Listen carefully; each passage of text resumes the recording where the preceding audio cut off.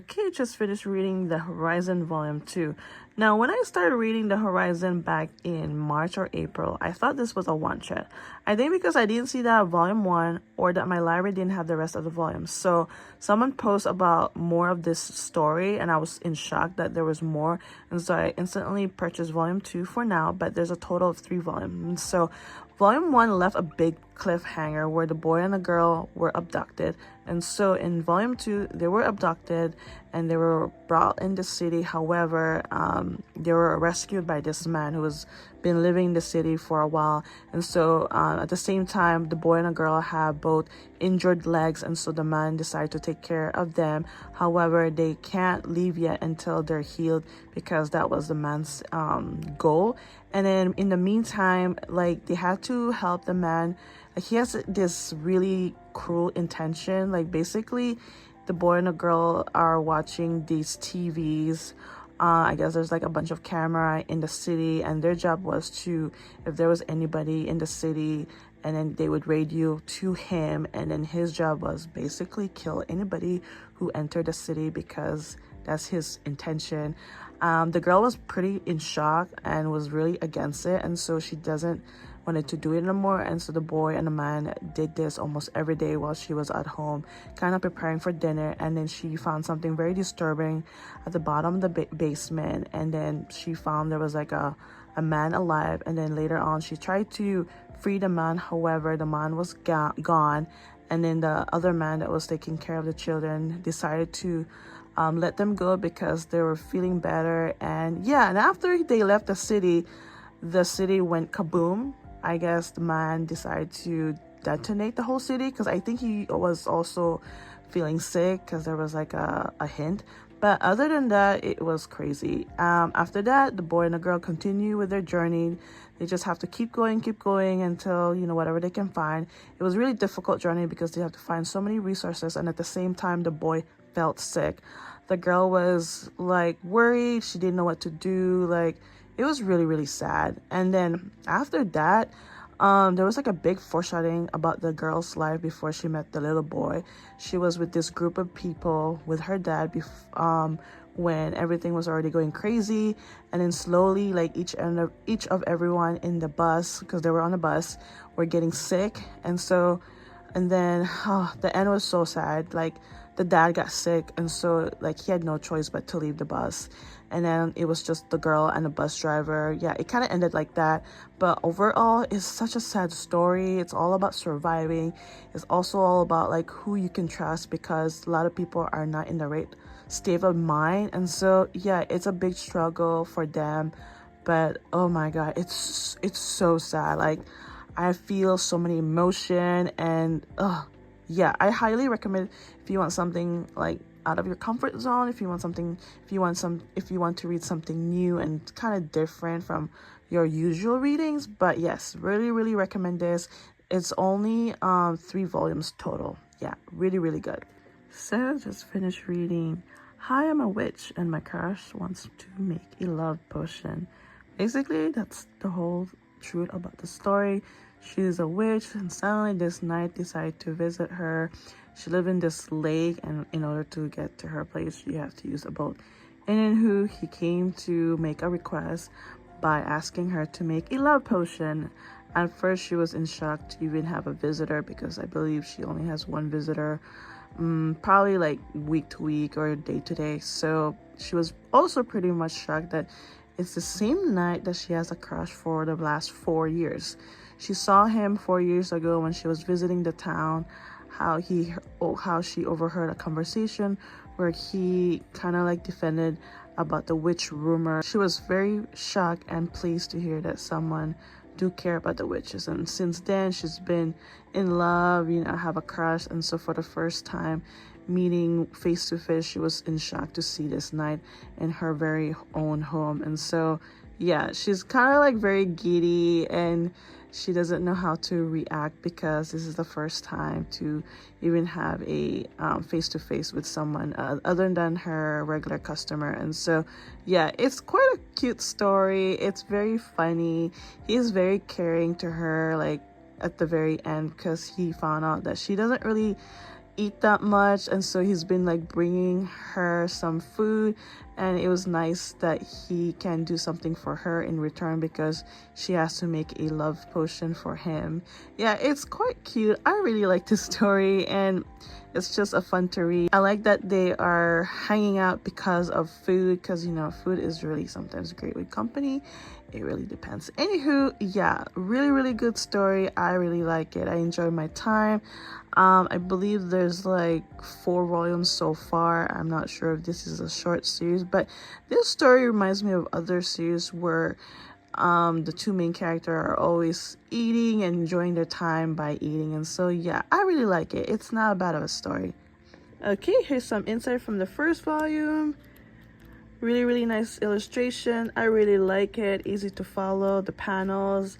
Other than that, this is quite funny story. Like, the female character, she feels so awkward towards her crush, of course, and then the male character, like, he's so caring at the very end. At the same time, like, these two can speak whatever on their mind, and I find it super funny, and I just feel like they enjoy their time together, even though like they bicker a lot. But other than that, really good. I enjoy my time and can't wait for the next 3 volumes because so far there's only 4. Okay, another new series that I started reading, this one's called Alice in Kyoto Forest. Oh my god, I really like the story. I enjoy my time. It's all about adventure, a little bit of mystery, and it's almost like a isekai, but not really an isekai. So basically, Alice, she takes this job in Kyoto where she's originally from. She's only 15. She wants to leave home because she doesn't feel like she belongs in this home because she lives under with her auntie and uncle. So she goes to Kyoto. Once she enters Kyoto, Kyoto is not the same. It feels more like traditional. Everybody's wearing a kimono. And the weird thing was a lot of people has a tail. So yeah. And then she go to this inn because it's the same inn that she wanted to get a job becoming a geisha, also known as Maiko. However, the head realized, like, is this something that you really want? Because you cannot lie in this world. So the inn head told her like exactly what is this world about, the best that she can, because she can't say too much. She was saying like, Alice, you have to find something that you love and care. You cannot lie, because when you lie in this world, you will age and eventually you have to go back to your world. And so she told Alice to find a cartographer. This cartographer can tell her everything she needs to know, but in the meantime, she has to live this inn, and she was staying at another inn. And what's so interesting about this world is that you don't have to pay. Everything seems free. But I guess there's a catch, but eventually we'll know what this catch is, because there's a lot of mystery and unknown about this new world or this world. And even though it says Kyoto, it's actually called Kyoto Forest. So she goes on this little adventure to find the cartographer, and then slowly, oh, I forgot to mention, she is aging because she lied of being wanting to become a geisha, and now she has to find a way to, you know, get back to her old self, being young again. But then she realized there was a time where she was reading books to the children twice, and then she started getting younger and younger. So I think her love of books might be the thing that she can do for this world, because she's a big bookworm. She loves to read. And so even though like she thinks that's the case, she still has to find this cartographer to find more information about this world. And she also has companion, a rabbit and a frog. So cute. So overall, this story is really good. I really like it. It's full of adventure, mystery, and fantasy. And yeah, I can't wait to find out more about this world. It's pretty interesting because it seems like there's a lot of secrets and a lot of, like, you know, you have to do something in order to live in this world. And then the thing is, like, you don't have to pay for anything that you want. It's pretty interesting. Yeah, I'm so glad I picked this up. It was a random pick entire like a few months ago because it was on sale. Yeah, I really like it. I'm gonna flip some pages for you guys. There's some inside illustrations, really nice, except there was like one part, like that part looks really blurry in my opinion, so the quality is not that great, but other than that, the story is pretty interesting because this world is full of rules, and then the biggest number one rule is you have to find something that you love in order to stay in this world. If not, you're going to end up aging and you have to go back to your original world. And then at the same time, while Alice is in this new world, she's hoping to meet an old friend that she met when she was young, this boy that she met when she used to live in Kyoto. But then one day she saw the prince. So in this new world, or in this different world, there's like kings and queens, so there's like monarchy and imperial stuff. But anywho, when she saw the prince, the boy looked like him. So who knows if this boy is the same boy? But yeah, we'll see. Really, really good stuff. I can't wait to read more. So I started another series. This one's called Goblin Slayer. Now, I heard about this manga through the anime. I haven't watched it, but I was curious when I saw this at the library. And so decided to grab it and see where the story goes. So this feels like a very similar vibe when it comes to those isekai. It talks about Adventurers Guild, and so the adventurers people get a quest to make a living, and then this story is mostly all about like goblins. And so you got this two main character right in the cover. At first she is new, and then her first quest was really horrible, and then this guy in an armor decided to help them out. However, she was the only one who survived from her group, and then eventually she found out like this guy's goal is just basically kill all the goblins. Now the goblins' goal, usually they kidnap females and then ransacks villages necessities, and pretty much they're like the main enemy in the village and so forth. And yeah, overall it's not bad. I feel like I've seen it before. However, there's a lot of like explicit scene, a lot of inappropriate part where I don't know how I feel about it. But other than that, it's alright so far. I'm glad I only grabbed one volume because I don't really know how I feel yet. But other than that, it's alright. It's not bad. I'm still gonna continue, see where the story goes, because it's kind of getting interesting at the very end. Even though there's a lot of like inappropriate scene, I'm not gonna take that away from maybe basically I'm just gonna continue where the story goes. But other than that, I'm not gonna flip through the pages because like I said, there's a lot of explicit scene. And so yeah, yes, I'm starting another series. This one's called The Eccentric Doctor of the Moonflower Kingdom. Now this manga has been resembled to the Apothecary Diaries. It does have some similarities like the time of period, some character design, as well as she does use some apothecary stuff. She's actually more a doctor. And then her name is Koyo. And then one day she had two patients, Kian and Shie. Now she is badly hurt after being chased by bad guys. And then she found out that he has a really, really big cat. And so she decided to sew him up. And so Kian was pretty shocked with her medical method. And so he decided to invite them to the Moonflower Kingdom. They don't know that he's actually a prince.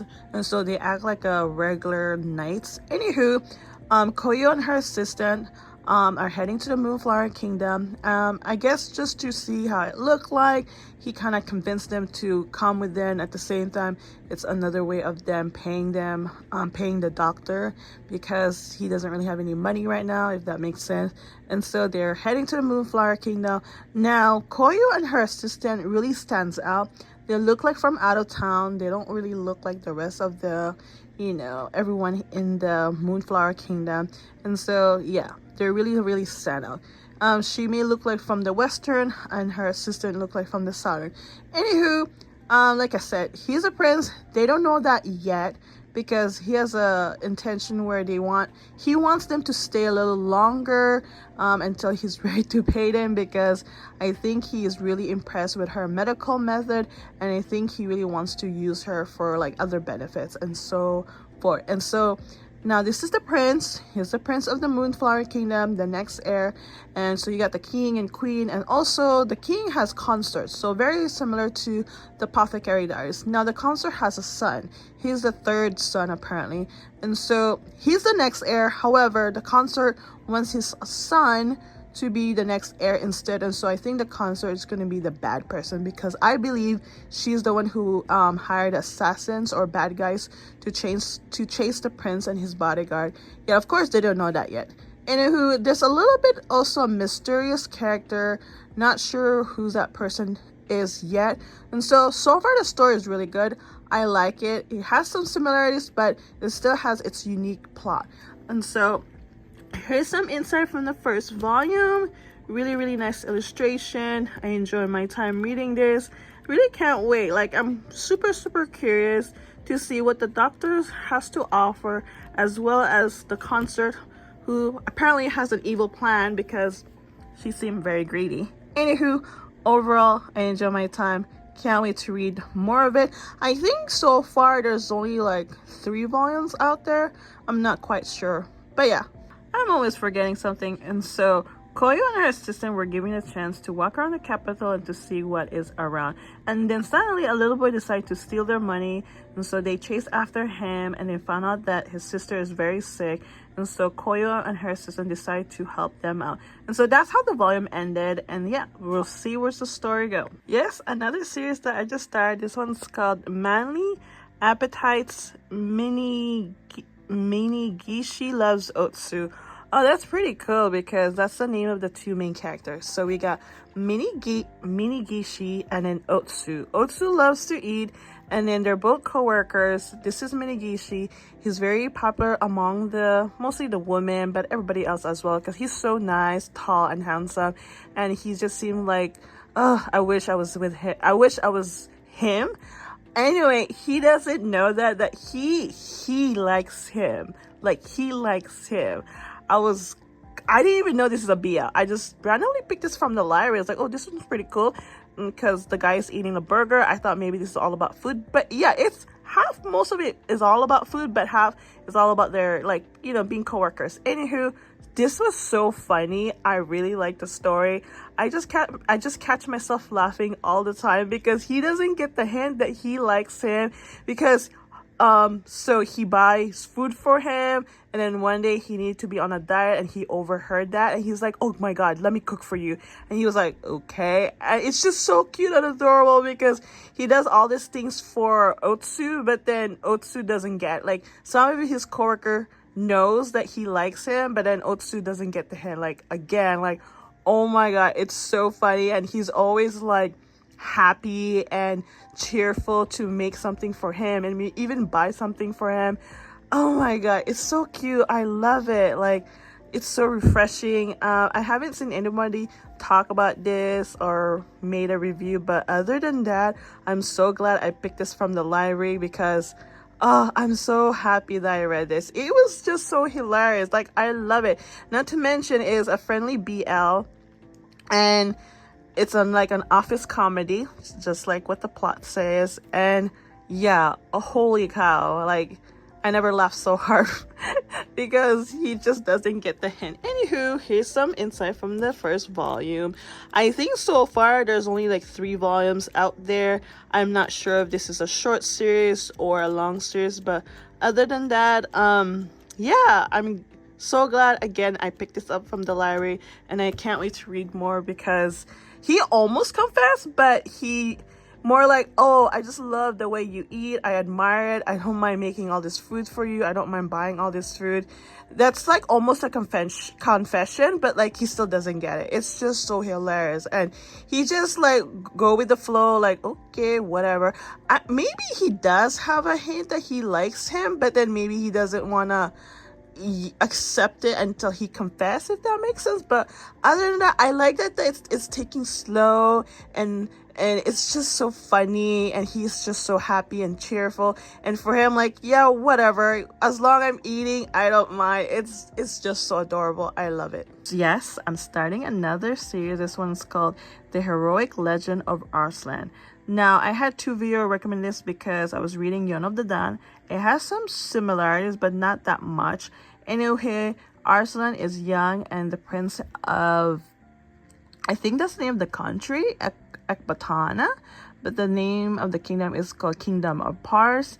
And so his kingdom has been like battling with this other country called Lusitania, and they've been winning like for many years until this battle on this first volume.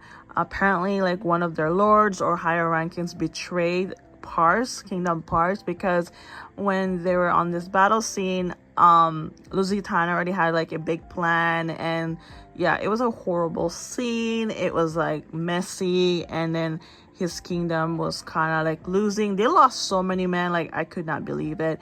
After seeing that battle scene, I feel like I was watching a movie, because it's those medieval war stuff. I actually like those, honestly, because I like historical, because this feels like some historical and cultural aspect, which I like.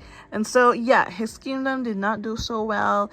They had to retreat. Some of the men were so in shock, because like normally they would be winning, but not quite this time. Anywho, he had to fled with someone because he got lost with his father, and now they have to find a place for safety. So far, yes, the battle didn't go so well. They're losing, so we'll see if Lusitana is gonna march on and take over their kingdom. And then yeah, overall I really like it. It does have some similarity with Yona, but like Yona is more fantasy, and like she has a goal and she has to find his dragons. But for now, he is just trying to find a safe place, and eventually he has to go back home. So yeah, I really like it. I enjoy my time. Like I'm already like searching for more volumes, because this is actually a secondhand. I got it for a good price. Yeah, I can't wait to read more. I love it because I like that historical and cultural aspect. I did some little digging. I was curious, where does this place takes? I'm not sure if it's in Middle East or somewhere in Southern Europe. But yeah, so I'm gonna show you guys some insight from the first volume. Now the illustration and some of the characters really resembles to FMA, like almost, like very close. Anyway, the illustration is really nice, very detailed, a little bit gory during the battle scene, but other than that, it's not that over the top. I like it. I enjoy my time. Like I want more of this. So I just finished reading My Neighbor Seki. So maybe I read about like 6 chapters. I don't know how many pages that, and I decided to stop and then check out the rest of the chapter, because I was kind of curious. And yeah, it sounds and looks so repetitive. Basically, it's about this 2 students, Seki and Yukoi, sitting all the way in the back of the class. Now Seki, he does random things. He doesn't pay attention in the class. He doesn't care what happens, while Yukoi always warn him and telling him to stop, but he doesn't listen at all. And so sometimes she gets in trouble for making noise, because she always like react to whatever Seki is doing. And so overall, it's the same thing over and over. Like every chapter, he's just doing random stuff, while she sometimes get distracted. I'm sort of like interested, but at the same time, she's just worried for him, but then he doesn't really care at all. And so that's why I decided to stop reading, because like I feel like there's anything new about it. Like if I'm gonna just continue reading about them together in class, and then he just doesn't care about anything else by himself, and then her, like she's trying hard to like tell him, but he doesn't care, like yeah, that just sounds so repetitive. And so I was kind of curious when I grabbed this from the library. I thought it was about 2 students living like next door each other, but no, it's just about them in class. And yeah, so yeah, I decided to just drop it. Sometimes it is what it is. If it doesn't work out, that's okay. I tried, And so moving on. Okay, yes, I'm reading another series. A lot of volume 1 this week, because I randomly picked them up at the library, as well that I have some that I own that I just want to like get through, because they've been just sitting there. So this one is called Our Dreams at Dusk. It's about this young boy who's a little bit nervous, has a lot of insecurities about him being in the closet.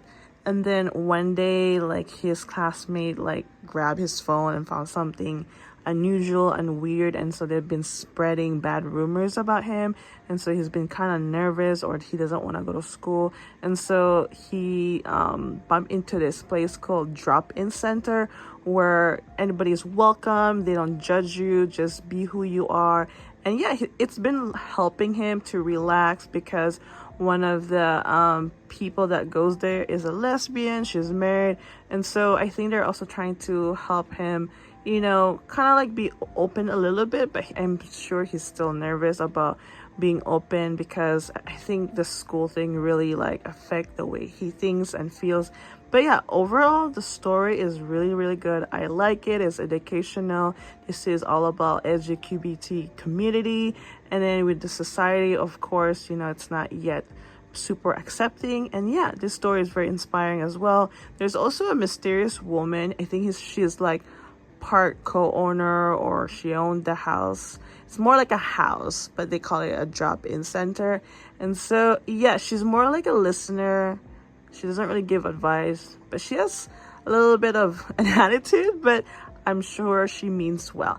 Anyway, yeah, it's about this young boy just trying to figure out about himself, being in the closet. He wants to express who he is, but at the same time, people are easily gets judgy. And yeah, so far I like it. I want to read more of it because there's that mysterious woman, and we'll see his journey about being in the closet. And so it's a little bit dark. I'm so sorry about that. And here's some insight from the first volume. Illustrations really nice. Great story so far. I like it. I'm enjoying it. You just get to learn the fact that, you know, it's for someone who's just having a hard time being expressive because society is not very acceptful. And yeah, can't wait to read more of it. So I'm gonna wrap up this reading log for this week, because tomorrow I'm gonna be quite busy. Saturday I usually take a break, and that's when I post the reading log. Overall, these manga for this week was quite impressive. I enjoyed most of them, even though my neighbor's Psyche didn't do well for me. At least I tried. It's always good to try, because you never know, you'll like something. Anyway, we're almost done with the Horizon, just one more volume. I'm glad that I finally read The Heroic Legend of Arslan. Again, I love the historical culture aspect.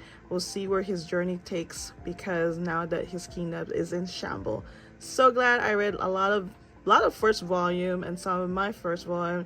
Yeah, can't wait to read the rest of the next volumes for all of these manga. And I just want to say thank you for watching my reading log. I hope you enjoy, and I also really appreciate it. I'll see you guys next time.